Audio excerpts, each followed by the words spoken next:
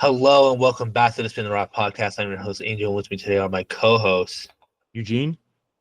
And Vaughn. All right, bro. I don't know if you saw that Nico Harrison stuff, but that press conference, some of the answers he was giving, I saw an NBA Centel tweet and it said Nico Harrison scanned for CTE after press conference because that shit was crazy. I don't know if you guys peeped it or not, or at least seen some of the comments he made. What happened? Basically, I'll let Vaughn. I'll let Vaughn maybe sum it up. So, like, the big focus of this press conference is a reporter asked him if he should be fired. And he went on to be like, why should I be fired? Like, I'm not to blame for these injuries and why our season went bad. Like, first of all, it's not really addressing the Luka thing, I think, as people would want. And especially around the reports that came out of him basically firing staff that he considered coddled to Luka. Mm. And why Luka got this feeling of isolationism, and why Nico felt like Luka wasn't responding to what he wanted and demanded. So that's where all these like fat things come from. It's because Luka wanted his own people doing the training staff stuff. He didn't really address that stuff. It was kind of like, I'm a good GM. Everyone else is wrong. Bro, one of the quotes was, I didn't know Luka meant that much to the fans. Bro, how do you not know that your superstar is beloved? How are you like, dude? It's insane. It's really insane. That press conference, all it proved was that they don't think they've done anything wrong. And that like he genuinely believes he made the right move. Which is crazy because, like, I don't know, bro. Like, you would think, I don't know, bro. I ain't even going to try and, like, make an excuse for him, bro. I don't know, bro. Bro, I just think if I know he won't get fired because even the owners are like even more brain dead than him because they're the reason why he did this like private press conference in the first place. But it's like, bro, when the whole stadium is chanting fire Nico and you're kicking people out of the stadium, you gotta do some damage like control. And they just aren't. They're just digging themselves a deeper hole. Right. Like, he just keeps repeating like defense wins championships. And I was telling Angel earlier, like, well, why did you sign ancient Clay Thompson? Like, he's not going to help your defense. And at the time when they traded for PJ Washington, he wasn't known as a defender. I think they kind of just lucked into him becoming a defender under Jason Kidd. So this idea of defense wins championships, bro, you can't even get into like the playoffs. It's very upsetting. I'm sorry to those in Dallas. I don't know what you prayers do. for Dallas for real. Prayers for Dallas for real. God, and imagine being a San Antonio fan, bro. You're just looking at your neighbors like, thank God we're not them, bro. No, literally. Literally. All right, getting into some news, however, we do I want to talk about this because I think me, Eugene, kind of talked about this in past episodes, but Cooper Flag has officially declared for the NBA draft. How do y'all feel about that? I know me and Eugene both thought he was gonna run it back. So are y'all surprised or are you kind of not really? I'm not really. I wanted him to try and go for that title next year, but bro, how do you walk away from that many dollars? Like that many M's? It's tough. I think maybe I don't know. He had an accountant and financial advisors. Like this is probably a terrible career decision for you. So I can see why he's going down this path. Yeah, I'm not really surprised by it either, although I really did not think he was going to go out, or that obviously no one wants to go out the way he did, but I don't know. I thought maybe he was different. But like in all retrospect and in reality, like it's the smartest thing to do, as a player. Like he knows he's gonna get drafted, whether that was this year or next year. But his stock might decline a little bit next year. So it's the smartest thing to do, but I was kind of hoping he'd at least get himself a natty. I'm somewhat surprised only because he was already making, or there was rumors and comments that already hinted that like he was gonna run it back even before the March Madness stuff. And so when he got eliminated the way he did, I was like, oh, he's for sure gonna run it back. Like I thought that's what was gonna happen. But like, am I surprised that he's going to the draft? Not really. I mean, bro, like no one kind of runs it back anymore. Like like when you're someone like him who like you are the most anticipated prospect, like everybody wants you and you're for sure the number one pick. I feel like that's too much of a risk to run it back. Right. So I understand why he did, and it's smart. But I don't know. For some reason, I was convinced he was gonna run it back. Plus, I thought it would be so funny if he did. Just like all these bad teams thinking they're gonna get the help they need. And speaking of bad teams, the draft odds have also released today. Let's see. So, in order, literally 20 minutes ago, this got released. Utah, 14%. Washington, 14%. Charlotte, 14%. New Orleans, 12.5%. Philly, 10.5%. Brooklyn, 9%. And then everyone else is too low, I feel like. So those are Brooklyn, Utah, Washington, Charlotte, New Orleans, and Philadelphia are the main runners for this. Okay, let's be honest, bro. Do you want him to go to any of these teams? How do y'all feel about that? I mean, of course not, but it's just like where is he gonna go and where is he gonna fit at that? You know what I mean? Like Yeah. Washington, everyone's just dead. Everyone's dead there. You said the Jazz, maybe the Jazz. I don't know how their player development looks. I mean, they developed Donovan Mitchell pretty well, and I guess Markkanen as well. But outside of those two, they haven't really had young players to develop. They've always had, veterans. Definitely don't want to see him on the Hornets. Who else did you say? Pelicans and Philadelphia. Pelicans are almost on the same timing as the Wizards. I don't know. Maybe the Jazz is his best bet. Yeah, it probably is, but it's also not exciting for me in the slightest. Jazz, I don't know. It probably does set him up best for the future. They probably do need a guy like him. Whereas Washington is just a mess of an organization. Charlotte, been a mess, whether it's Michael Jordan ownership or the current ownership, a mess. And the Pelicans are just in such a tough spot with like, are they going to trade Zion this summer? Are they going to keep him? Yeah, and then I really do not want to see Philadelphia luck out with the number one. That would be atrocious.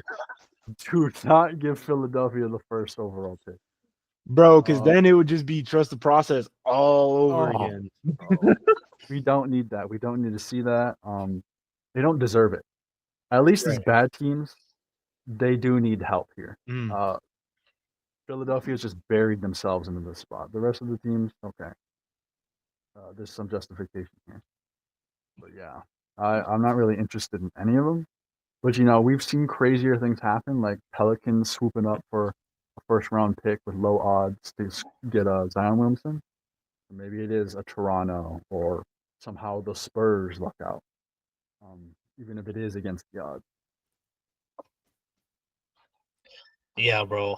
I agree with not. I agree with not Philadelphia. I kind of don't want him to go to the Jazz either, just because I feel like right now what they're doing is just hoarding, and I feel like they haven't made it very clear when they're gonna actually start to build to win. So I kind of just don't want him to get stuck in like that weird purgatory that like Markkanen is in, Sexton's in now. For a long time, Jordan Clarkson was in that weird purgatory. So it's just like, I don't know. I don't want that for Cooper Flag. As a biased Hornets fan, low-key, that could be saucy. The Hornets are low-key getting better with some of the moves they're making. And LaMelo Ball is starting to play more games. So if the Hornets can get this, and it could be like the final piece they need to like at least make the play-ins, bare minimum, I would low-key be fine with that. But Brooklyn, I'm sleeping. Philadelphia, I'm sleeping. Toronto, I'm sleeping. Yeah, I don't, because Vaughn, even like going back to what Vaughn said about, not wanting the Sixers to have the number one pick. I don't know if we want the Nets to have the number one pick either. Yeah. that might look even worse. But I don't know. Also, I did see something on Twitter, and it said, someone said there should be the NBA way-offs, meaning Oh my God. the lowest teams in the league should compete for the number one draft pick. Should that be a thing? No, bro. I'm gonna say no because I like imagine making those guys play for the replacement.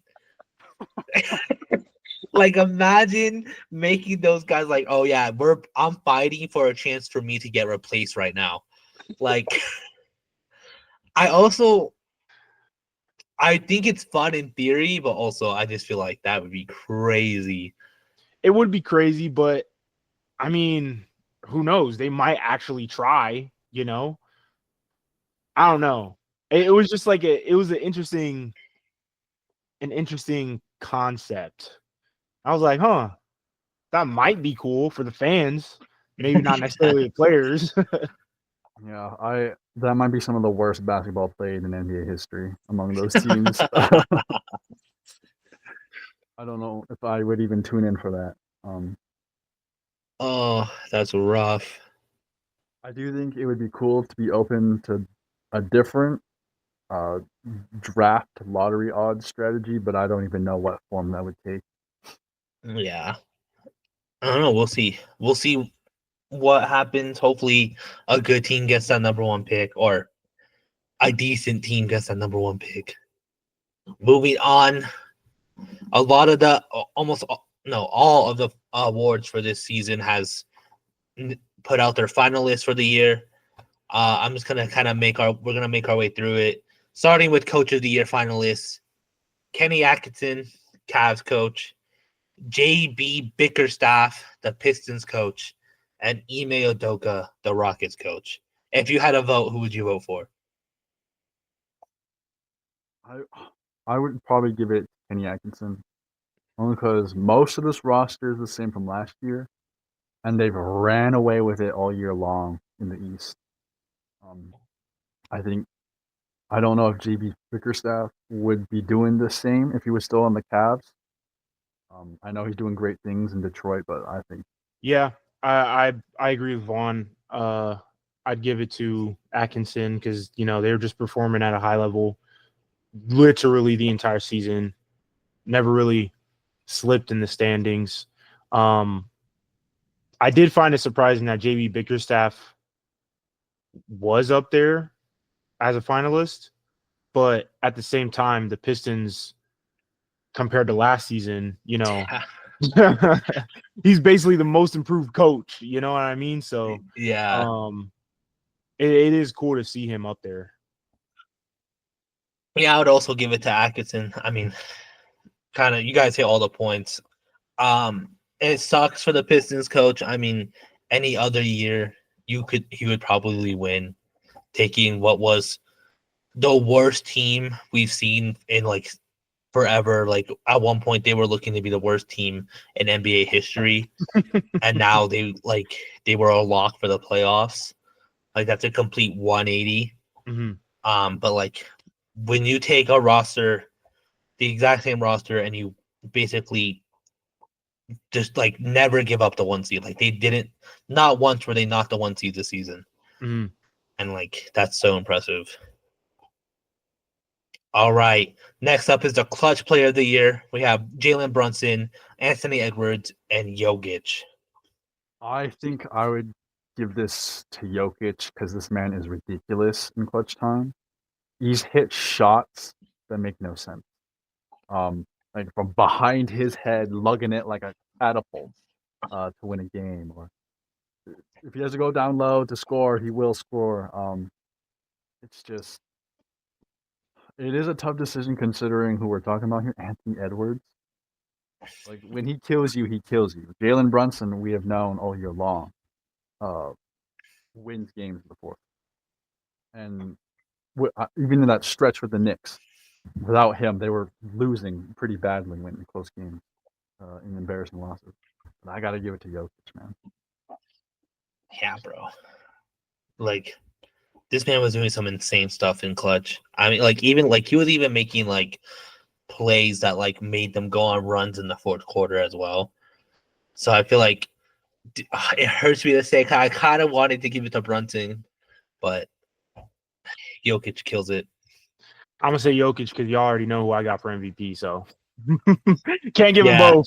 Can't give them both. The first player ever to get clutch and MVP. Yeah, I mean, yeah. Next up, sixth man of the year, Malik Beasley, Ty Jerome, and Peyton Pritchard. For 6 man. Six man. Bro, I'm, Malik Beasley has been a 3-point sniper this year, bro. I want to give it to him so bad, but literally Peyton Pritchard has been like had has been putting up like starters numbers as a 6 man sometimes. and minutes, low key. And yeah, and minutes. So like 6 man of the year, I might have to give it to Peyton, but Malik Beasley, don't sleep on Malik Beasley. That man's a sniper. I mean, because like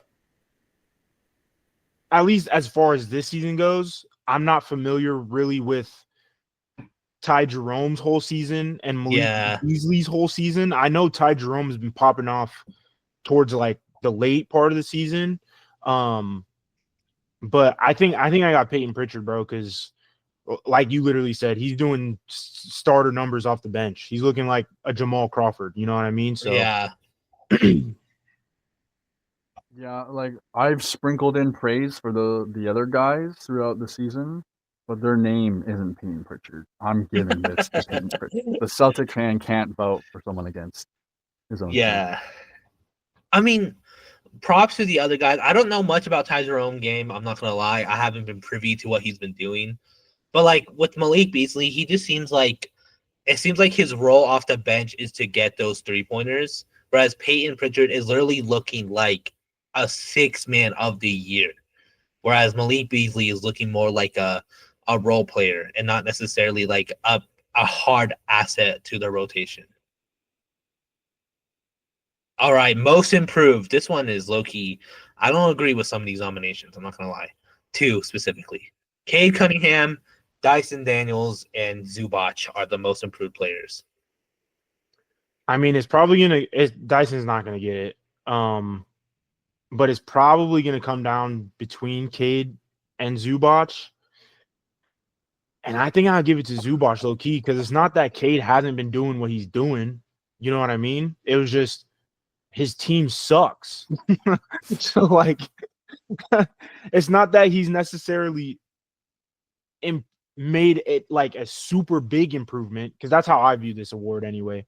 Like, you know, you're all of your stats or most of your stats jump from one season to the next. So it's like, although like his stats may have done that, I think Zubac may have a little bit more. I wasn't even expecting Zubac to be in this Yeah, award. same. My personal pick would be Dyson Daniels, but I don't think the league loves him like that. I just don't want Cade to win, not because he hasn't been great, but he's been expected to be this good. The other guys you haven't. This is not an award for what was he, a first overall pick? Like he should be this good. Um, this really is for guys who have taken a jump that no one really should have seen coming, and that to me is Dyson Daniels, like one of the best defenders in the league. His stats have gone up across the board. Maybe you can argue his opportunity has changed from Pelicans to Hawks, but like I think that shouldn't take away from him. It's like deserving of him. Zubac, I'm not gonna lie, I'm not gonna love if he wins the award, but his stats have gone up. Maybe it's the Harden effect. He always helps, like a guy like Clint Capella look better on the paper. But Zubac is actually a legit threat down low. He's like a classic big man, and he does it very good. Bro, I think the only actual most improved candidates this year is Dyson Daniels. Really? Like I think he's the only one who's actually should be here.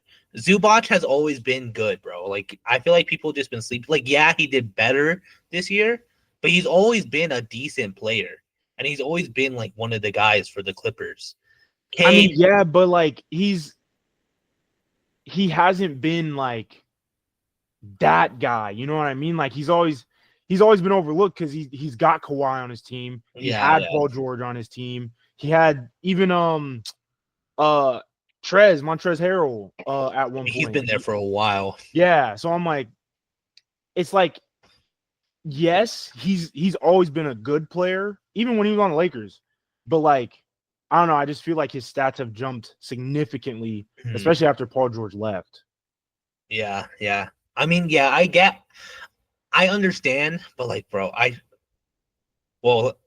think Cade has always been this good. He's just been injured. Like, I don't think his numbers improved. Like, yeah, they're better, but that's because this is the first time we've seen him like play enough games. So I feel like he's also not most improved. I feel like it should be Braun, Christian Braun, Austin Reeves, and Dyson Daniels. But like, I had no say in that. So I'm voting for Dyson Daniels because I think he's the only one who's actually most improved. And bro, he's just like he was like looking at like a depoy at one point. Oh, he is the depoy. He's in the running. He's in the running. running. So like I don't know. I feel like he should get it, but I think it is gonna either go to Cade or Zubac just because I feel like Cade has had an amazing season, and then Zubac is also having a really good season. Next up, Depoy finalists: Dyson Daniels, Draymond Green, and Evan Mobley. I've been glazing Dyson Daniels lately, bro. Give him the award. I love when a guard or at least a non-center wins the award, but it's probably going to Evan Mobley. I see why. I'm not mad about it. He's been holding it down all year long, but I will be sick if they give it to Draymond. He was not doing this. I think everybody will be. He was not doing this all year long, and he's been out here on his podcast like, give me the award. I deserve it. I don't think that's a good look for the league. If you can just like cry or yell from the rooftops, "This is my award," and then you win. Anyone but Draymond, please. I think I do like Dyson Daniels, but I feel like Evan Mobley, like, bro, he's been the anchor of the Cavs defense. I feel like he deserves to win it. Bro, I agree though. Draymond Green, this like, my God, dude. I don't even think he should be a candidate, let alone win that shit, bro. No, I know. Like, don't get me wrong, Draymond's playing great defense, especially now, come playoff time. But this was like after All-Star break. Yeah. Yeah, and it's probably even more impressive on Mobley's part, given that he's got Jared Allen on his team right next to him. You know what I mean? On the other block. So it's like the fact that he's up for Depoy with another defensive, staple star in the league, just goes to show like how well he plays defense. All right, and then Rookie of the Year finalists: Jared McCain. Stephon Castle, Zachary Richey, and Jalen Wells. I mean, it's got to go to Castle, bro. What's understood doesn't need to be It's said. gotta go. Like the other two rookies have been good, but like they kind of developed later into the season. Bro, Stephon Castle was looking like a finalist when Jared McCain was looking like he was gonna win. So it's just like I feel like he should get it. But if Jared McCain didn't get injured, bro, this is his award. Bro. 100% through and through. Yeah, I'm not loving the candidates. I know they did turn for the better later in the season. But I guess I go Stephon Castle here. Yeah. And then lastly, MVP, the one that everyone's talking about. Giannis, SGA, and Jokic are the candidates. Who are you voting for? I got SGA, bro, the free throw maestro. Free throw, Mike. I've been saying this all year, bro. SGA for MVP. That's my president. I also got SGA. I mean, Jokic has had an amazing season, but like SGA has been on fire since October, bro. And like to be the 1 seed in the West is a hard task at that age, bro. You are the like one of the main reasons why you're 1 seed, and like I don't know. And bro, I really feel like down the stretch, Jokic, I mean, he gets tired, whatever, but I feel like without no head coach, bro, it'll probably start to show at some point. You know what I mean? Not that he doesn't have ball IQ, because he's probably one of the smartest players in the world, but like, you know what I mean? Like, I feel like it's just gonna crumble. Yeah, But I don't know. We'll see. SGA's definitely got my vote, but I fear, bro. I fear they're gonna give it to Jokic. I dude, feel it coming. I think so too. I feel like Jokic is gonna get it because for some reason they do like there's no fatigue around Jokic whatsoever. And like the media loves Jokic, bro. Like I can already hear their points now. Like this is better than his previous MVP season. He's doing this with no backup center, whereas SGA has a plethora of guards that can back him up. And like they're probably gonna say, take Jokic out of the Nuggets. The Nuggets are worse than if you take SGA out of the Thunder. Thunder are better. Bro, if you take I hate that argument mostly because Giannis, if you take Giannis out of the Bucks are poverty. They're not in the playoff spot. Yeah. So we're gonna use that argument and give the trophy to Giannis because the Bucks wouldn't even be in the postseason right now. In this argument, they're not even gonna acknowledge Giannis. Oh, like, no, you can't use that in this argument. Just SGA has been doing some crazy stuff, and every time there's been doubt, he's put on an amazing performance, like a 50-point game, or a triple-double, or he's gotten crazy amounts of steals. He's part of. I think they underestimate his impact in certain ways. Do. Like they complain, yes, SGA gets a lot of free throws, but the rest of the team isn't like that. The rest of the team actually can't get free throws. It's insane. I don't know how there's such a gap difference there. Just he's like, if Jimmy Butler was playing at an MVP level, this would be SGA. Yeah, bro. I mean, when was the last time we seen a two-way guard this efficient, and also not only that, but like the offensive and the defensive side of the game, he's perfect at almost. A two-way guard that can drop 30 points and also do it efficiently. Like, bro, when have we seen that? Like, it's insane, but I don't know. We'll see. This is the award that I feel like, I don't know, bro. I'm scared about this award. it's this and a depoy. Because if Jokic and Draymond Green win, it's gonna be Bro, riots in the street. bro. It's gonna be riots in the street. I think a lot of these races are pretty close though. I think Yeah. a lot of them are closer than they have been in previous years anyway. I love it. All right. Moving on to our main topic, we have some play-in talk, some playoff play-in review, playoff talk, and then we also have a little surprise for y'all. But let us know who you think should win these awards. If you're listening on audio platforms, make sure you give us that good old 5-star, leave a review. We're on YouTube for that video format, so make sure you like and subscribe there. And we're on all social media platforms at Spin the Rock, so make sure you follow us for clips and episode updates. We're back on Instagram.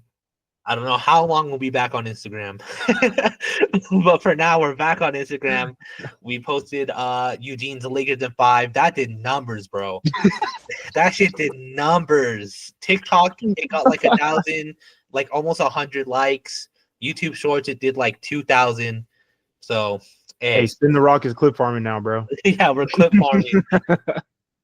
Yeah, we're just gonna start saying takes we don't actually believe. But yeah, so make sure you check us out. Play-in review. How much of the play-ins did you guys watch? And also, is there a game you want to start off with? Let me see. I watched like a couple, but I don't remember which games I actually watched. Oh, I did watch Grizzlies Mavericks. We can start there then. You know, throughout this game, it had me going like, what if? What if the Grizzlies could win at least 2 games against the Thunder? Because they did embarrass the Mavericks at times. But we all know what happened in game 1, Grizzlies Thunder. But this Grizzlies team actually looked competent at certain points. But it wasn't a very interesting game. Like the Mavericks were getting dogged in the end. But that's kind of like what I expected out of this playing game. Grizzly Mavs was weird to me because AD really did take over that game for the Mavericks, but not in the way I thought he would. That man was running point. That man was at the fucking perimeter. Point forward. He was getting assists. He was taking 3-pointers. And I was just like, what's going on right now? But when he was doing that, they actually had a chance. But again, it really showed how incompetent the Mavs are, because the Grizzlies, they easily, even without a head coach, they looked more organized than the Mavs did, bro. Right. And it's like, why? Like, how? Literally, how does that happen? And I feel like it's probably demoralizing. You know what I mean? Yeah. But yeah, nah, the Mavs are extremely down bad, and they got to do something to make something happen, bro. Because it's looking like this is the beginning of the end of their franchise. You know what I mean? It looks like they're about to become the next Wizards, bro. So it's sad. Well, let's rewind a bit to those first West games. Grizzly Warriors, bro. If I'm a Warriors fan and you watch that Grizzly game, that doesn't make me confident. Oh, not at all. That one was scary. That was too scary. And again, the way the Grizzlies at times look more organized than the Warriors, and they didn't actually have a head coach, bro. And Ja at one point limped off the court, missed a significant amount of the game, and it still like took a fourth quarter late run from Jimmy and Curry to actually edge him out. I don't know if you guys watched that game. What did y'all think? Are you nervous for the Warriors? I'm not. I mean, like, they probably will not make the finals this year. Mm-hmm. Is that expected? Sure. For every realistic NBA fan. Warriors fans obviously are going to say they're going to make the finals. But, you know, they got Jimmy Butler, trade deadline. They've only had half a season with each other. That's not nearly enough time to gain, 100% chemistry. And he even said that after game 1 of their series right now. So it's like, with them still learning each other, it's expected because obviously they had Klay Thompson for so long, and now they got an excellent two-way player in Jimmy Butler. So they're trying to figure out, how to implement him in their current system that they got going on, as well as another enforcer with Draymond. So it's kind of like they're getting the kinks out, but like this is the worst time to do it. You know what I mean? Like when it really matters most. But I think at the end of the day, it's just going to come down to, just their experience in the league, their experience, all of their collective experience in the playoffs, and if they can live up to the moment, which we know they all can. So, Bro, Steve Kerr's dumbass has completely iced out Jonathan Kuminga from the lineup, and I don't know if we will ever see him in a Warriors uniform again, and I don't know why. He's playing Gui Santos. He is playing Buddy Hield, who struggles to make shots now, and I can't make any justification for it. Because Jonathan Kuminga is one of their youngest players. He's one of their highest energy players. He can score. I think you can criticize his defensive awareness at times, but that's when I think you put him next to a Jimmy Butler or a Draymond. I don't know why he's just not in the rotation at all. It just makes no sense whatsoever. I thought he was going to be like their next Jordan Poole, a high energy young guy scoring off the bench, in their championship season. But I guess not. I guess Steve Kerr. I don't know. There's nothing I have here that makes sense to me. I think it's just Steve Kerr being Steve Kerr. Bro. Yeah, I don't know what he's cooking. Okay, Gui Santos. I don't know if you remember this one. I think Eugene, you were in this episode too. We did a prospects episode, and I brought up Gui Santos as a prospect you should look out for. And bro, editor put that in. No, that's me. But like that blew my mind when I saw him getting playoff time. I was like, whoa. Yes, you were right. You were right. Bro, me and Steve Kerr, get me a coaching job because I can do that too. No, but he saw it long before the playoffs. But yeah, dude, it seems like what they were running at times didn't make sense. I mean, like Draymond Green on Sengun, bro. Sengun was cooking Green at points, bro. And like they're lucky that the Rockets are so young because like that game one could have easily been the Rockets game. I mean, Jalen Green was really just putting up a stinker, bro. Yeah. That man at one point was like 1 for 8. He was getting no foul calls. And like, I don't know. Same with Van Vliet though, too. He was like 2 for 13 from 3. Yeah. So I think if I'm a Warriors fan, I'm not looking at that game like, oh yeah, Warriors in 5. I'm looking at that game and I'm like, holy shit. Like if the Rockets get any form of competence in game 2, the Warriors are fucked. All right. And then on the east side of things, Hawks Magic.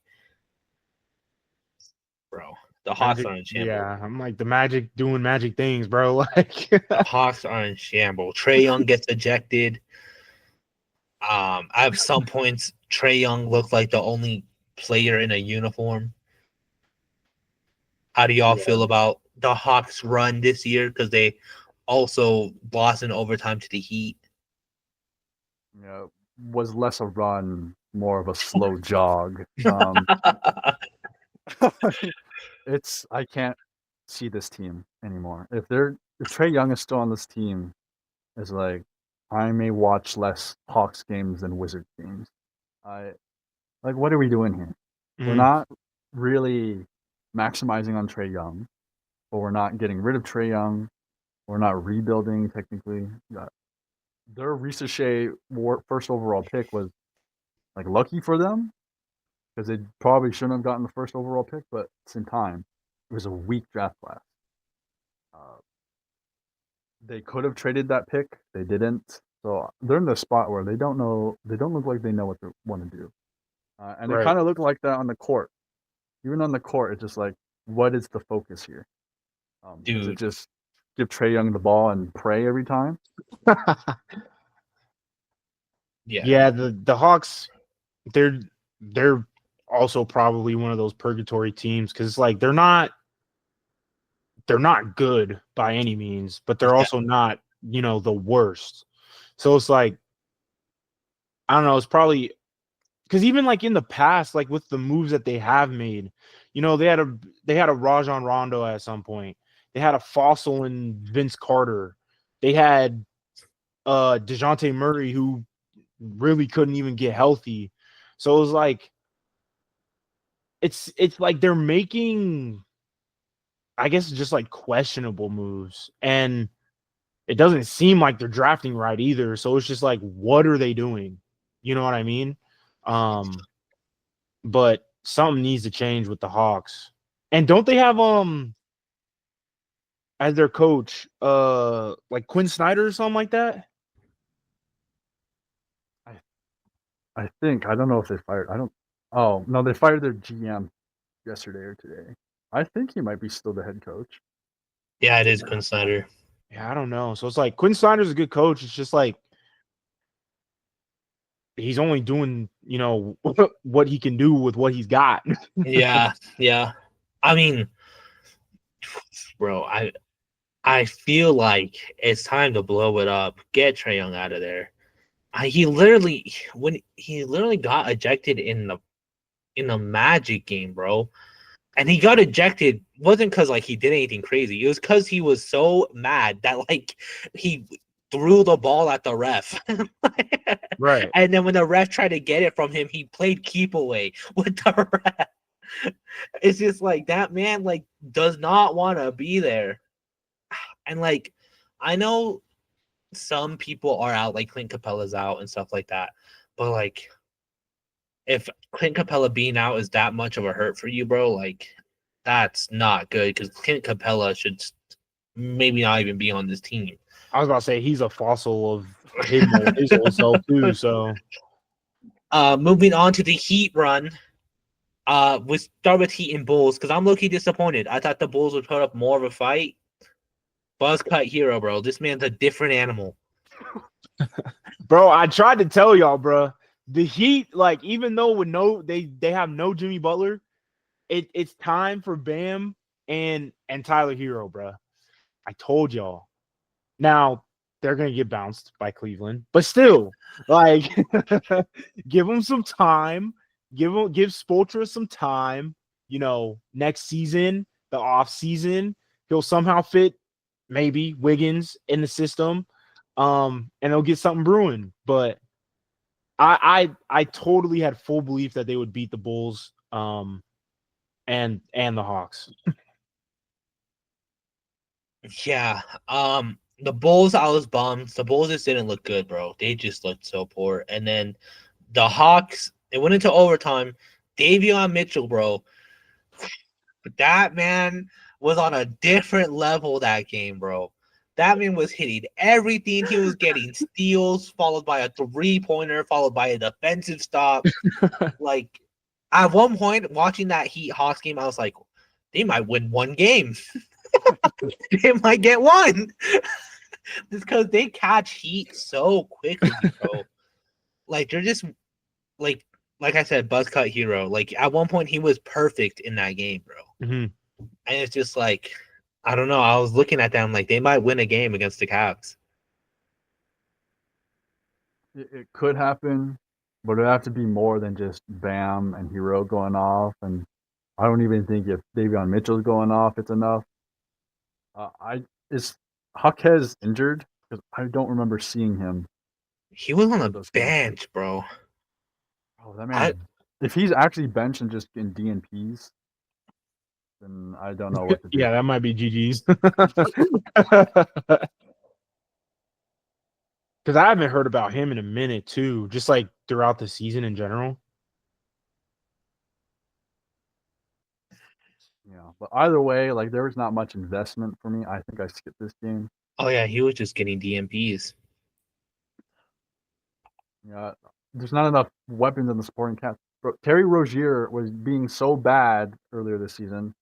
They accused him of throwing games for gambling. I was about to say, my It's boy not out that- here being a Jonte Porter, bro. It's that bad, and like maybe we get a 50 piece from Hero or something. Maybe Bam gets 20 rebounds. But bro, Cleveland's gonna kill them. Yeah. If we're giving DMPs to solid players, yeah, bro. I don't know. Maybe I don't know enough about his season, but yeah, I feel like we can talk about it now. Moving on to the playoffs, the plans. I'm not gonna lie, the plans had some good games this year. I'm loving the plans more and more every year. Mhm. Like they're I think it's a really good idea only because it's literally like our version of the like the wild card. You know what I mean in baseball. So I think it was a pretty good idea. So moving on to we'll review some of the games that happened. Some more games happening today, but let's look over it real quick. Heat Cavs. Heat are the first team ever to be a 10 seed and make the playoffs. I'm telling you, I said it in the group chat. Name this shit the NBA playing tournament sponsored by the fucking Heat because I'm pretty sure every time they've been in the play-ins, they made it out. I'm pretty sure they have like the most play-in wins in history, like as a team, because I'm pretty sure they won like 5 play-in games. Bro, Spoelstra is a maestro, bro. He is good at what he does. He's good at what he does. I'm not surprised. I'm not surprised. But despite that, they lose 100-121 to the Cavs. Did y'all watch the game? Not I'm that probably not game. gonna watch. I'm not gonna watch one in this series. I don't think. Yeah. Really? Yeah. If I'm like bored and not doing anything, maybe, but I'm probably not gonna watch anything. I watched this game. At one point, it did seem like the Heat would catch up, and then the second half, like they just, I don't know, dude. It really, I think what Vaughn said really hits the nail on the coffin. Like, Bam and Hero is not enough.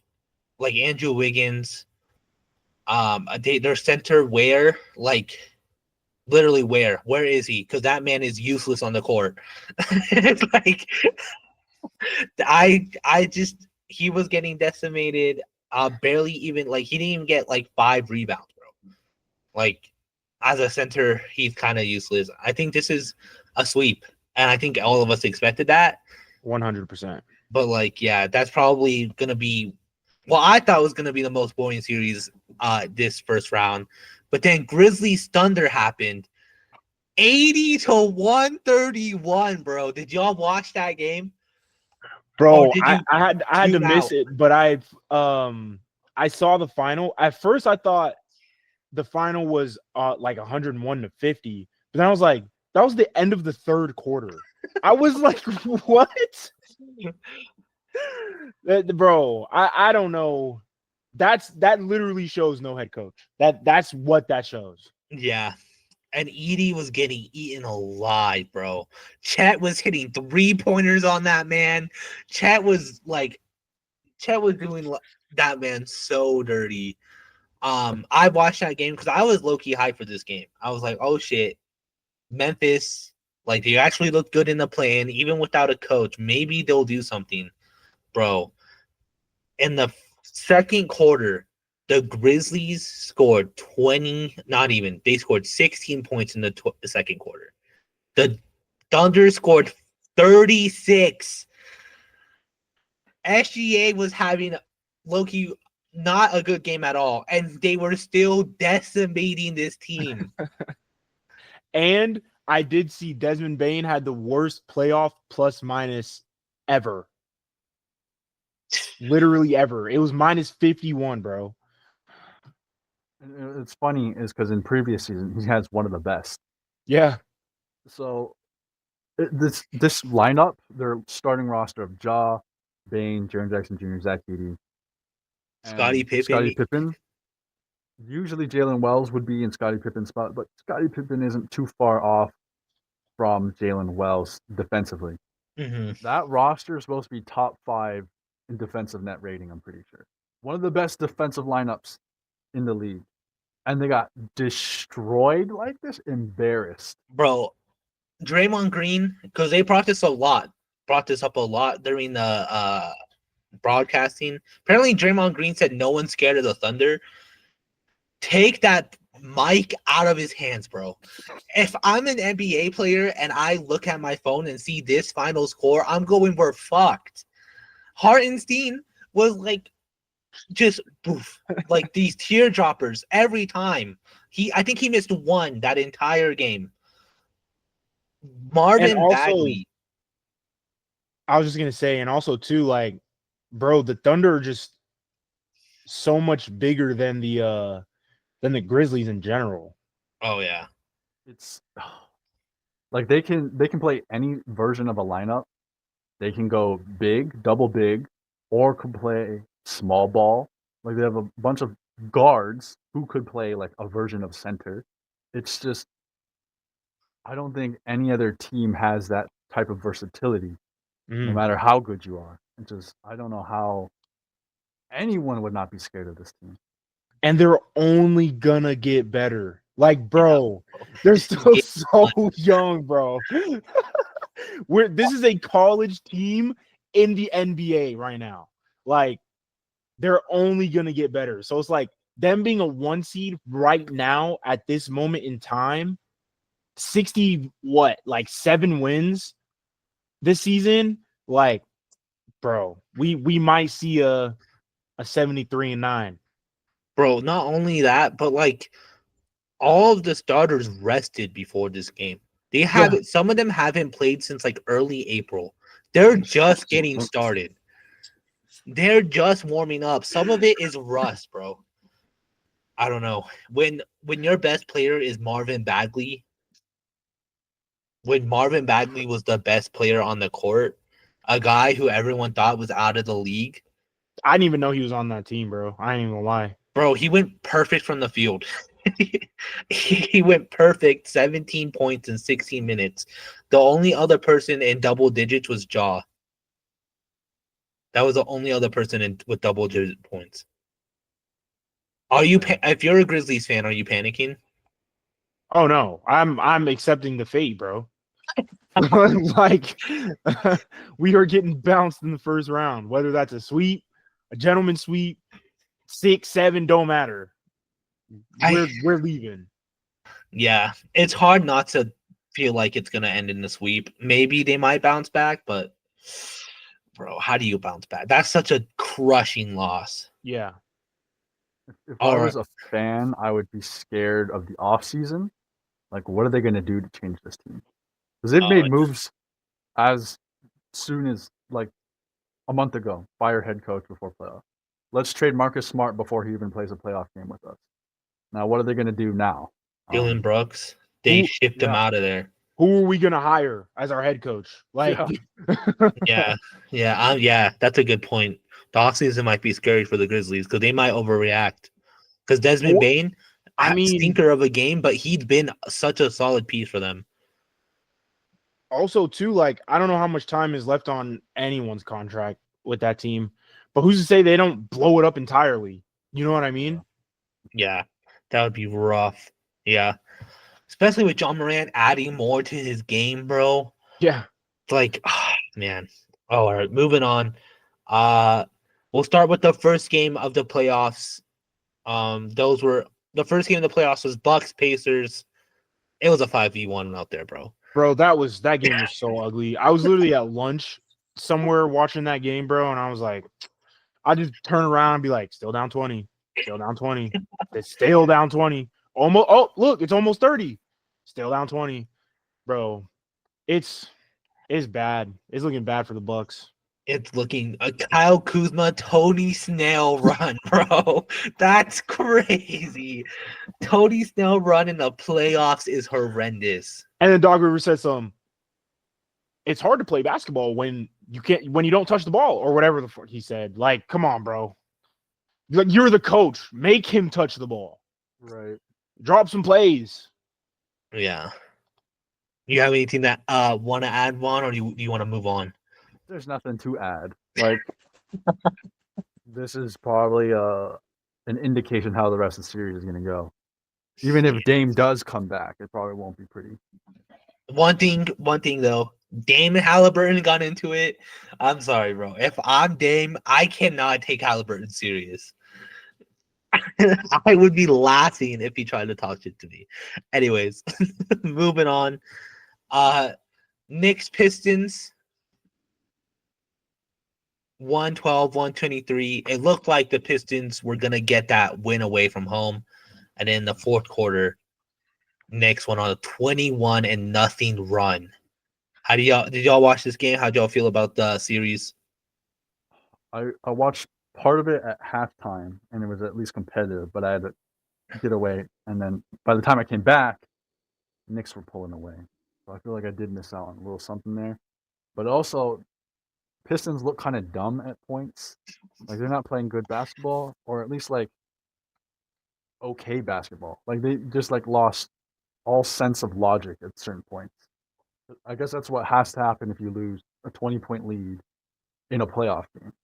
They're definitely inexperienced, but I still think there's hope there. They just have to be more consistent throughout the game.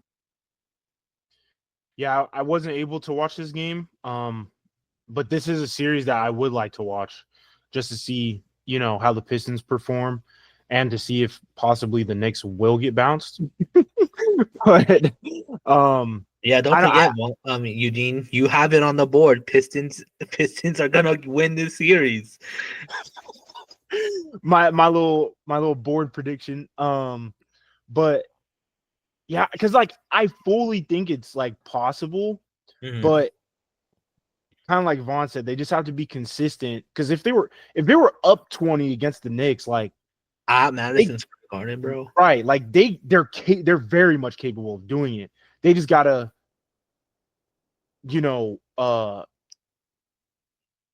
like keep that up, basically. You know what I mean? Start strong, finish stronger. Yeah, don't panic. Yeah, exactly. So that's what it looked like. They were it seemed like once that run started going, they started to panic.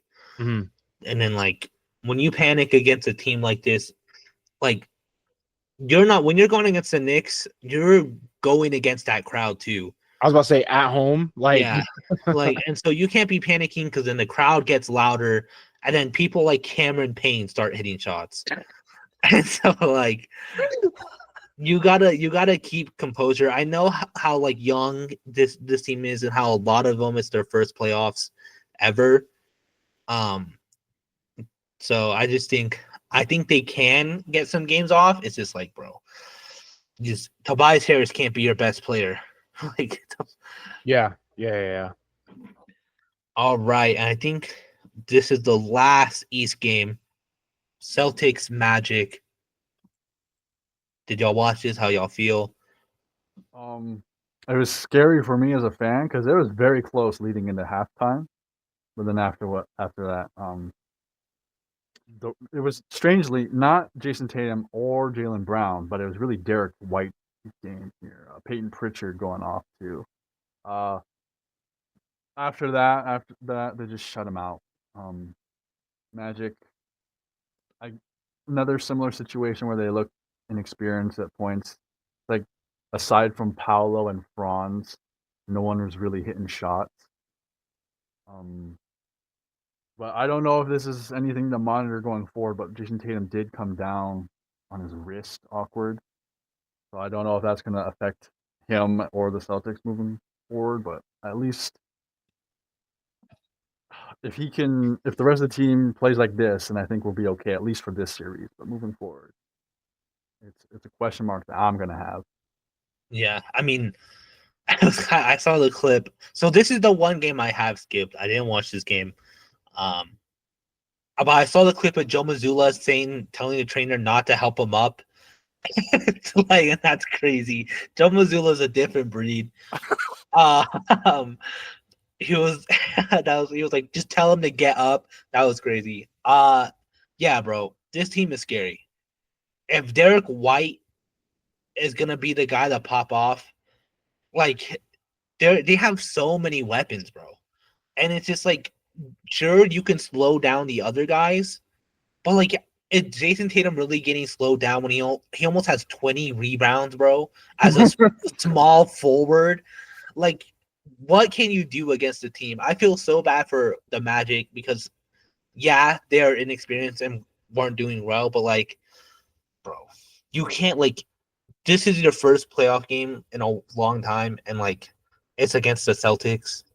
Mhm. Like, you can drop 35 all you want. Like, you're not beating this team. Yeah, and it's like it's unfortunate for them that they have to go against the Celtics, but somebody had to, you know. Yeah. And it seems like the Celtics are very, you know, they play even better in the second half. You know, at least in recent years, but yeah, no, I'm not tuning in this series. I ain't gonna lie either. I wanted to into the series, but like, I don't know, bro. I think it's just gonna be a rough watch. Yeah, for real. All right, moving on to the west side of things. Clippers Nuggets 110-112. It had to be settled in overtime. How are y'all feeling about this series? This should give y'all hope. I think, Bro, even no. though y'all lost, I think it should give y'all hope. I'm scared Why? because the way we won was off of Clippers sloppy basketball. The Clippers just got really sloppy in overtime, and we still barely beat them by 2. Zubac was low key putting up a fight against Jokic. There was times where Zubac was like stopping Jokic, and I am so worried because Jamal Murray kind of got cold. Russell Westbrook was kind of passing on open shots. I feel like this gives us momentum, but if I don't know, bro, I'm kind of scared. I think it's good because y'all, it's Tyronn Lue versus nobody versus nobody. So if he's losing to nobody, bro, yeah, I think y'all can win, bro. I do. I still think Nuggets in 7, but I'm worried. I'm worried. I wish I tuned into this game, but what I didn't expect was Russell Westbrook to cannibalize the Michael Porter Jr. minutes because I didn't know Michael Porter Jr. was doing bad this game, and all of a sudden Westbrook is hitting clutch threes, getting Yeah. steals. Like this is the Westbrook you wish you have every night. Mm. But Mhm. law of averages, next Westbrook, next game, probably gonna throw up a stinker. You get 12 minutes instead of 34. This is gonna be a good series though, for sure. And James Harden is cold, dude. James Harden and Kawhi is getting solid minutes. I just feel like it's gonna be a lot tougher than I expected. Yeah. Yeah. And at some point, you know, you just got to hope that one or the other or both of them have bad games, you know? Yeah. Because it's like you're not going to stop either one of them. Literally, just like Jokic, you just got to hope Aaron Gordon or MPJ or Russ or somebody could at least hold them. You know? Yeah. I think All right.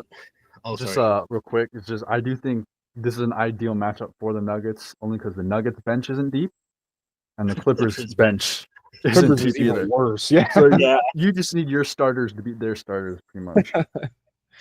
Which is very possible. So we'll see.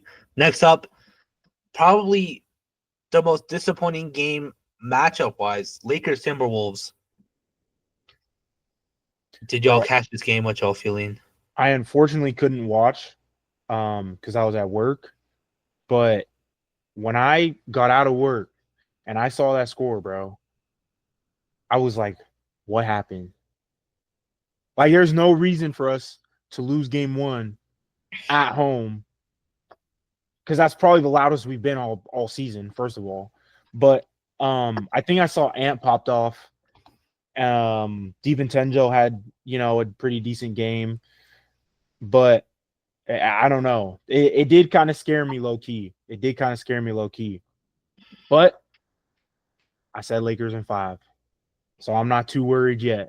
You gotta lose one. I'm not too worried yet. Gotta lose one to win in 5. Yeah, it was just weird.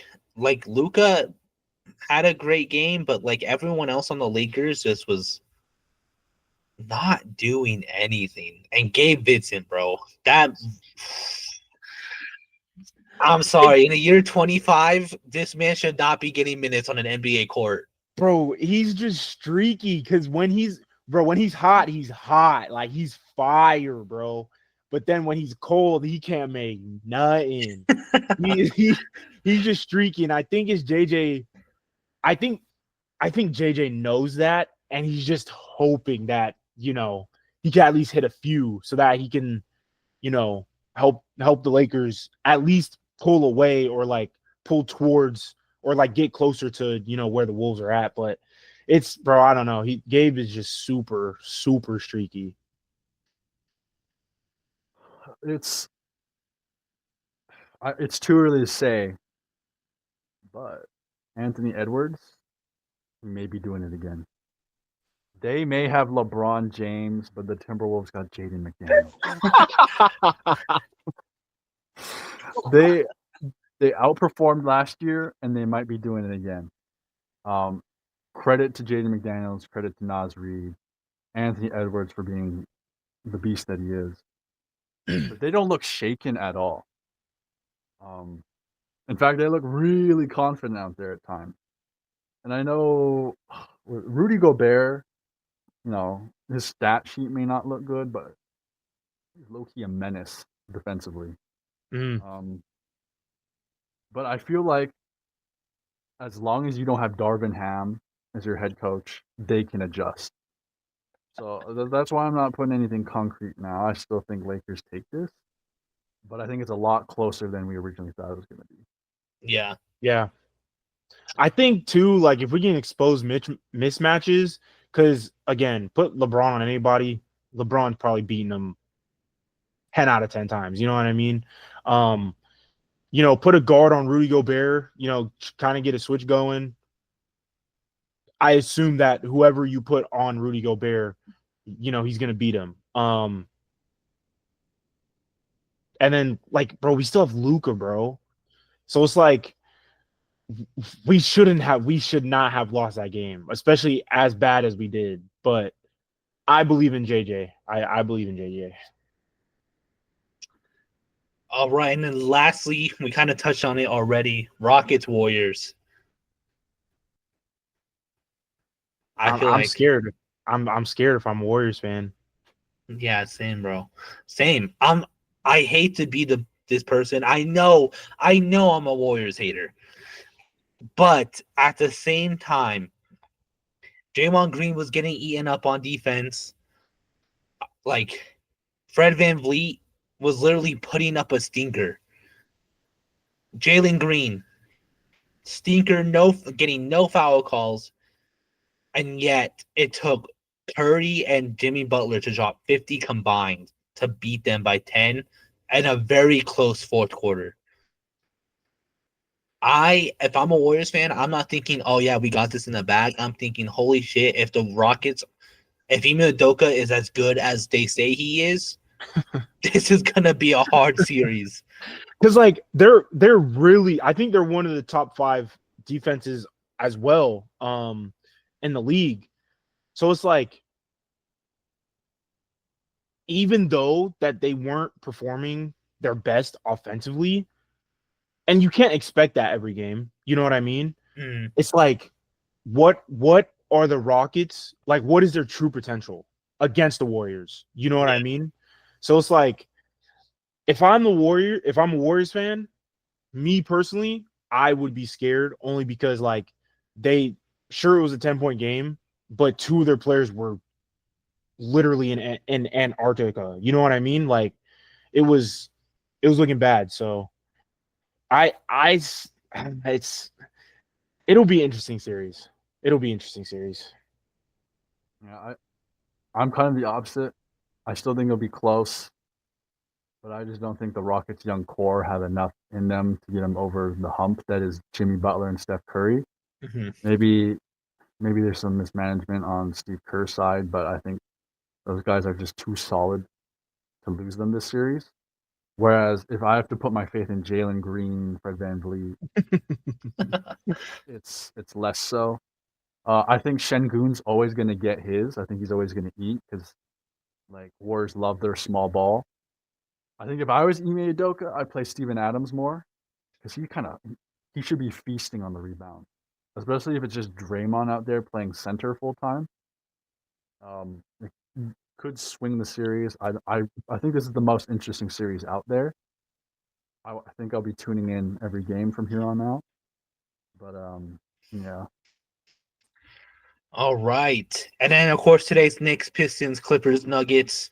So, game twos of those. We'll see if one of these teams that are down can bounce back, get a dub. But, like I said, we do have a surprise for y'all. Big shout out to Eugene because Eugene sent us this post on, I think it was Friday. Basically, it was a bingo card for the playoffs. And we were just like, what if we all make our own? And I also made us our own little themed Spin the Rock one. So why don't we go through the Spin the Rock one first? Because I made it hyper specific to us. So Oh, we real should quick, say instead of bingo, we just it's did Bing. bing. Yeah, So it's a Bing 4x4. because we have 4 cards, and so I thought we should shorten it so that way we could still get some in there. So my Bing card, I have Knicks choke at home, Vaughn start to have bait in the Heat, Eugene slanders Ty Lue, which literally just happened. So that's one on the card. LeBron has a great game at 40. Lakers in 5. Eugene confused on why fans think a team will win. Angel too hype about Warriors losing. Celtics drop a game to the Magic. Jokic triple double. Cavs are actually a second round exit. Vaughn underplays the Celtics playoff run. Nuggets play Jokic for too long in a close game. Someone complains about Ben Simmons' playing time. Doc Rivers slander. Tatum has a bad game and Celtics win. And of course, our Spin the Rock free space. So those are all things we've kind of mentioned before in the past.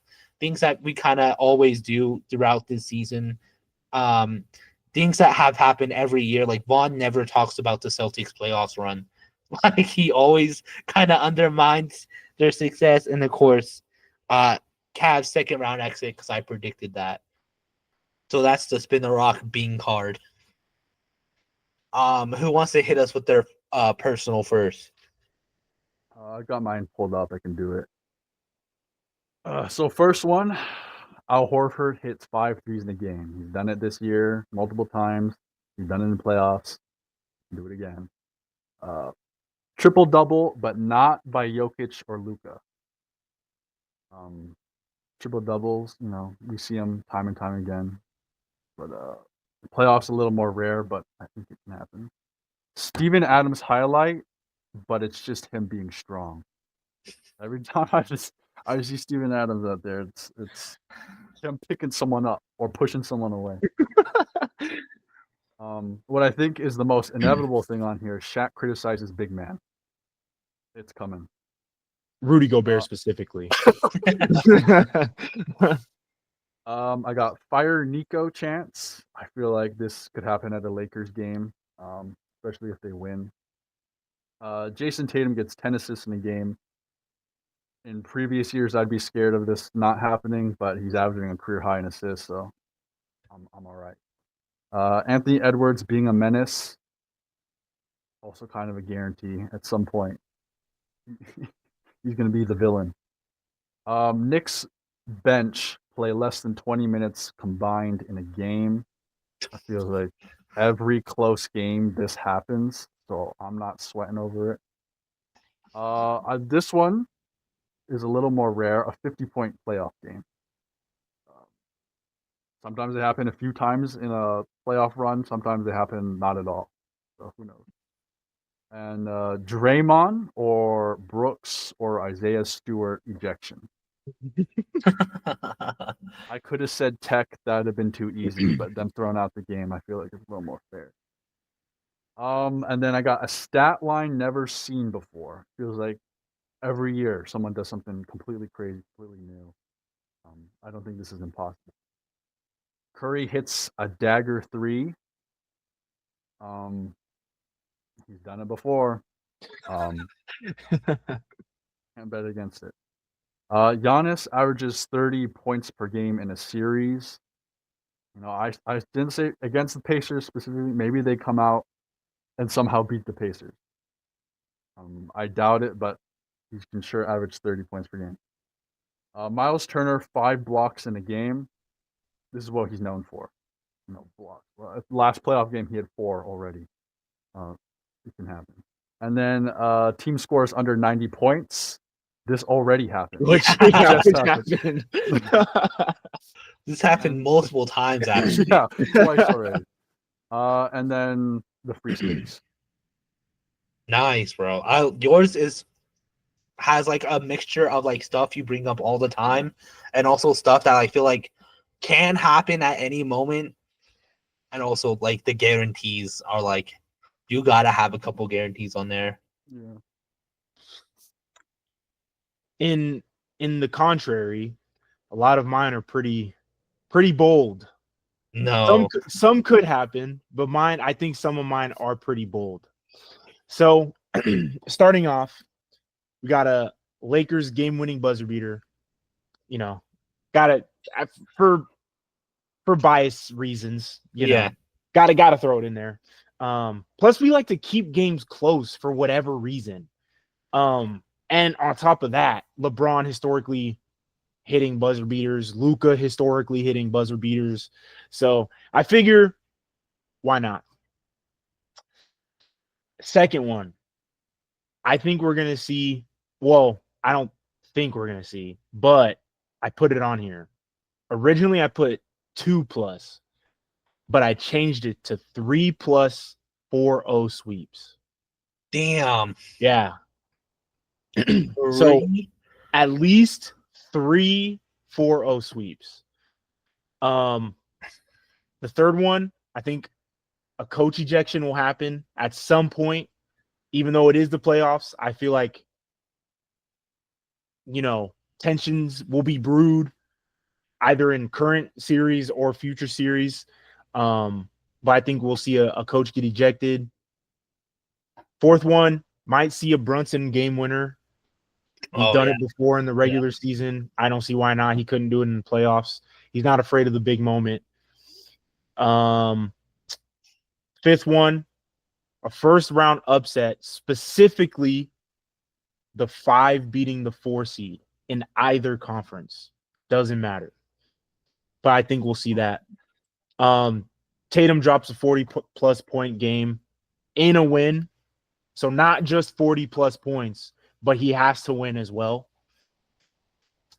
Charles Barkley jinxes a team in any way, shape, or form because he's done it plenty of times. So I think we'll see it again. We'll see a referee trend on Twitter because that always happens. So we'll see some kind of referee slander or praise. That probably won't happen, but referee slander trend on Twitter. A post-game scuffle. Now, fights don't typically happen in playoffs, but they might. You never know. So I threw it on there. I kind of mentioned it earlier with SGA being the free throw maestro. I got SGA 20+ free throw attempts, not makes. 20+ attempts. A Peyton Pritchard half-court prayer that he makes, of course. A Luka 40-10-10 game. A Jokic record-breaking game because he's bound to do it in the playoffs at some point. MVP Jaylen Brown.